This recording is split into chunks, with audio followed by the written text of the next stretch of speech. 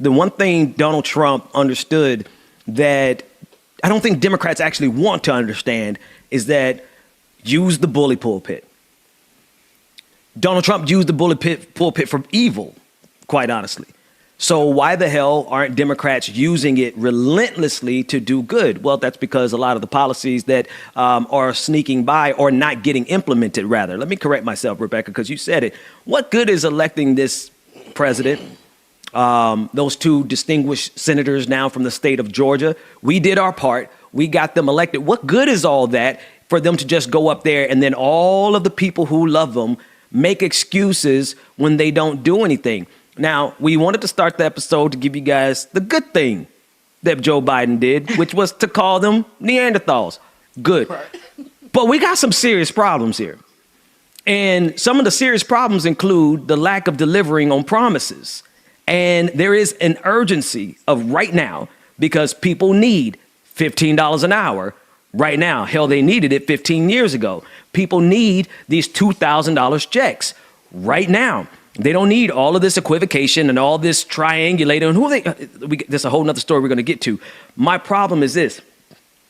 People who make excuses so that their governors, their senators, and their presidents, their representatives, the people that we elect to go do stuff on behalf of us, then all of the fans are like, oh, no, it's okay. We don't actually care if they don't get us $15 an hour. Well, how? Because that's what they promised us. All right? of a sudden, they don't care. And that drives me like, what literally, what good is it? What good is it for you to just line up and make excuses for them when they ain't doing nothing for us? I mean, that's just me. But you know what? And I'm going to take it a step further, right? And to me, it is similar to how the Republicans and their constituents were with Trump when he was in office. There was an excuse after an excuse after an excuse. Now, it almost makes me think, even when President Obama was in office, we did the same thing. We made excuses because he was Black. Now, he was the first Black president. It was a big deal. It was a phenomenon. Yeah. It was all of that. Yeah. But we learned a lesson. That's why we're not just going to vote for somebody because they're Black. That's why we haven't gotten anything else. Because we're not doing that again. We need more. We need more and we need more. But with Donald Trump, there's always an excuse being made. There was always an excuse being made. He's not even in office anymore. And there's always excuses. They always had excuses.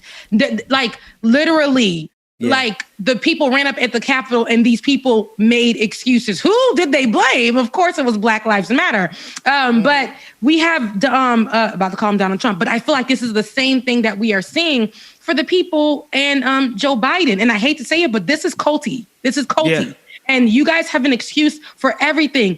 Holding him accountable does not mean that I'm saying he should not be president, because that does not mean that I hate him. That doesn't mean any of that. What it means is we need a president to do president stuff. Enough to say, oh my God, you should have said it exactly the way you started to say it, Rebecca. Okay? I'll pay the fine. We need a president to do presidential shit, man. We need you to get out there and actually do. Go ahead, sis. I'll take the charge for you. Go ahead. That's it. I ain't saying it, but you said it for me. And that's really all it boils down to. So we can't, and that's us being very hypocritical. Now, Dems have always been hypocritical. Everybody's hypocritical in this space. I understand, but this ain't the time to not hold this man accountable. It's like we can hold him accountable, still love him. We got to mold him. We got to teach him how to love us. We got to teach him how to lead us. We can't just have an excuse every single time. We've already went through this. Like, lessons learned. Let's do that. Let's walk in something different. That's the only way. So stop getting on Twitter and attacking people saying,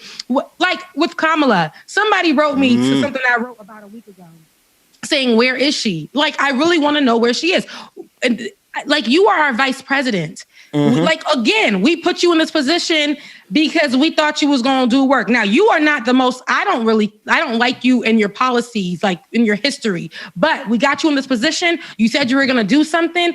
Where is it? Where are you? It's important that you show up. It's important that you, as the vice president of the United States, show up for these states. Use your power. Use your relationships. Use your voice that was so damn loud a few months ago. Use that. So the woman, the person that wrote me said maybe it's because of what happened on the terrorist attack that happened that she's laying low, because March 4th is supposed to be a day. March 4th is supposed to be a day where they're going to be trying to go in and attack those people again, and Kamala being almost high on that list or something they wrote me. And I said, we have presidents that have been assassinated. We got cars that were built for those kind of things. We have Secret Service. We have all of these things, right? Yeah. Now, I'm not saying she needs to go out. She could be on TikTok. You know, Joe, she can do it. She can do it from the safety of the White House. She can do it from the golf course that's on her land, on her property. She can do all of or any of it. She can talk to the people. There are ways. Okay, you can Zoom it, sis. You can Zoom it. Something. We need to know where you are. People need to be comfortable. People need to understand. People need to be comfortable that they and feel like they can rely on who they voted for. It's not like, girl, I'm gonna go on a sabbatical after y'all done hire me for the position. I'm gonna take all my days, sick days, vacation days, PT, all of that, all of that. Let me tell you that. Let's contextualize this a little bit for them, because I know the audience watching probably already knows all the headlines from yesterday, but we have plenty of reason for us to be shouting at the president and the vice president at this moment, right? And we, if nobody else has the right to do so, it'll be the folks right here on the screen, because we all actively participated in helping win Georgia, right? For the president, and we all actively participated in helping win Georgia for Raphael Warnock, and the other dude, whatever his name is. So if anybody has a right, John Ossoff, his dude ass. So anyway, if anybody has a right to hold this administration accountable, it would be the people who actually voted for him, right? That said, Joe Biden has already caved on stimulus eligibility. Right? They're narrowing the gap. They're narrowing the range of people who can receive a stimulus check. President Joe Biden has decided to narrow the eligibility for the next round of stimulus payments after immense pressure from moderate Senate Democrats pushing for a quote unquote more targeted spending. Biden and Senate Democrats have decided that individuals earning under $75,000 and couples who earn under $150,000 will still get the full $1,400 person amount. According to reports, these limits would result in roughly $12 billion in savings, which is a rounding error. I want y'all to be clear. $12 billion in savings is a rounding error for every bill that this Senate and this Congress puts out. Jeff Stein of the Washington Post also took to Twitter saying the following. He said, quote, "Small update here. Limiting the benefit results in roughly $12 billion in savings per Democratic aid. The whole bill is $1.9 trillion. So we're literally looking at a rounding error because pressure from moderate Democrats like Joe Manchin of West Virginia and Kirsten Sinema, they don't want to simply write the American people a check in this pandemic. This is not only stupid, it's bad politics, because they have set up a scenario where people can legitimately now say that they got more money during the pandemic from the fascist white supremacist in chief, Donald Trump. And so now they're setting up this situation where there are going to be millions of Americans, I think to the tune of 12 million families, are no longer going to get a stimulus check. And it's just completely unnecessary and asinine, because that amount of money is a rounding error in a $1.9 trillion bill. Who does it benefit? It benefits nobody. Who does it hurt? It hurts millions of Americans, and it also hurts the Democratic Party. It's the dumbest thing that I've ever seen in my life. And yet and still, you have all of these sycophants, all of these fanboys and fangirls and fan non-gender conforming individuals who are making excuses for this man in the White House. I don't have, this is not how politics work, people. Would you make an excuse? I want to ask everybody a question. Let's contextualize this a little bit more, Rebecca. I'm going to throw it back to you. Would you allow your partner in your household to make all of the promises necessary for him to move in, or her to move in, or for they to move in, right? And then when they get in there, they literally renege on every single thing they promised you. You would not allow this in your household. Why the hell would we allow this in the White House? It's crazy, right? Here we go. Now we got to take it to the realistic times, because we be lying.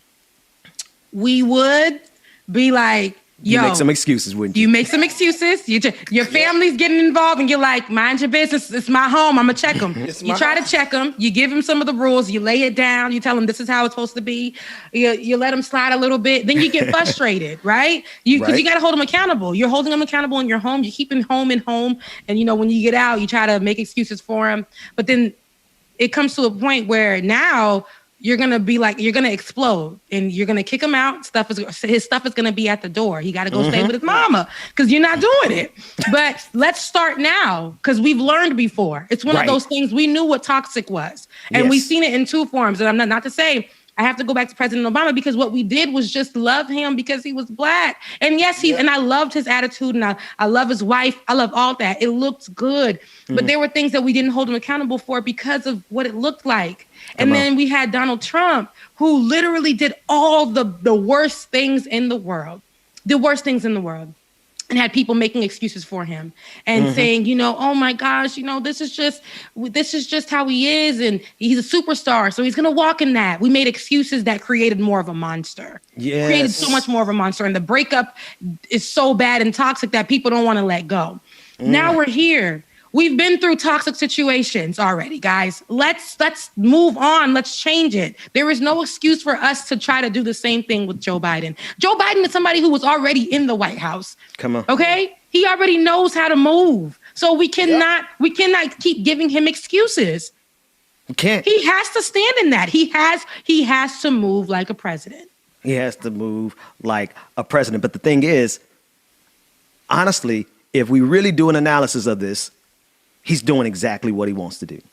Yep. Yeah. And that's the stuff that really, because once you in a relationship. That's pretty white of him. It's pretty white of him. It's pretty gaslighting of him, right? Because you're in a relationship. You know what that breaking point is in most relationships? Is when you finally realize, oh, this dude ain't mean no good by me in the first place. Oh, this chick ain't mean no good by me in the first place. Oh, you've been gaslighting me the entire time. Yes, when you sit down and you kind of play everything back. And then it starts making sense. Yeah, we did it early. We was like, this man done ran his campaign on. Right. So it's not making sense. It sounds like all three of us have been through some gaslighting situations. And when we see it now, because once you see it, you can smell it a mile away. Like once they said they blamed this on the parliamentarian and Kamala Harris literally has the power. Kamala Harris has the power to overturn that decision by the parliamentarian, and now everybody's making, oh, well, what about Joe Manchin? I wish Joe Manchin would. See, this is the thing. This is how you know you're in an abusive relationship. When you deny the actual power of your partner. If your partner has the ability to fix a problem, and you're sitting there like, oh, but if they actually try, then they might fail. I wish Joe Manchin would try Kamala Harris by undermining her authority as a vice president to overrule the rule of the parliamentarian. I wish he would. But what are we seeing online instead, Rebecca, James? What are we seeing? People making excuses saying, oh, we're scared of Joe. You're scared of Joe Manchin? All this stuff that K-Hive been talking about, all this noise they've been spitting on the internet, all them angry videos where they're in the camera like, all that. And y'all are afraid of Joe Manchin, and y'all gonna let him stop Kamala Harris from rising to the occasion that millions of Americans would never forget. Kamala Harris would go down as a legend if she stood up in this moment, but instead y'all prefer an abusive relationship and allow her to get away with doing nothing because y'all are scared of Joe Manchin. I wish boy, look, let me stop. Anyway. Look, you said it all. Let me say Bubba, he was preaching. He was preaching. Bubba, listen, like, those relationships where you're with someone and then like, say a Kamala, excuse me, I need to get that right, but like a Kamala, and you're with her or however, and she did all her history was bad. You like them thuggish. You like them with a little history. You know what I'm saying? Rough around the edges. See, that's your problem right there. That's the problem. That is the problem. And then they clean up, and you're like, I believe in you. I see potential in you. Okay, I do, and I can work off potential. You have ambition because we start trying to be Iyanla Vanzant. on the person. Y'all start ministering to him. You know, baby, I got you. Put you right here in my bosom. got Listen, you. I'm gonna pray. I pray Whatever over you you at 3 need. a.m. I'm right here for you. And then they get up and do the same thing the next day, the day after that. You take them back, they only good for 1 week and they back to normal. Back to This normal. is exactly what Kamala and Joe Biden are. And the thing is, and when they go missing, Yes. everybody makes an excuse for them. And it's like, people, you see the abuse. Your see the mama and abuse. the mama and daddy of this person will make an excuse like, you know how he or she gets. You know how he or she or they get. You know how it is. Give them some time. Give them some grace. And you going on year 5. You ain't got no edges. You ain't got no edges. Facial hair growing in at 1 million. Your body type, your body shape What is you just say all you ain't out of whack? whack. It's just you. Stress. Rebecca is spitting facts, This is what I'm girl. saying. All of It's that. an abusive relationship, bro. We are not. Listen, March 2020 of last year, I was in my bag. Like as far as just exercising, feeling good, about to turn 30. March 2021 of this year, I feel I had to go to therapy. I had to talk to a psychiatrist because of the year. Just the year. Yeah. And I do not want to go into this with the hope that I had when Joe Biden was coming in. Yes, I had my reservations, but the hope that I had in comparison to what we had before. And we're going in and nothing has changed.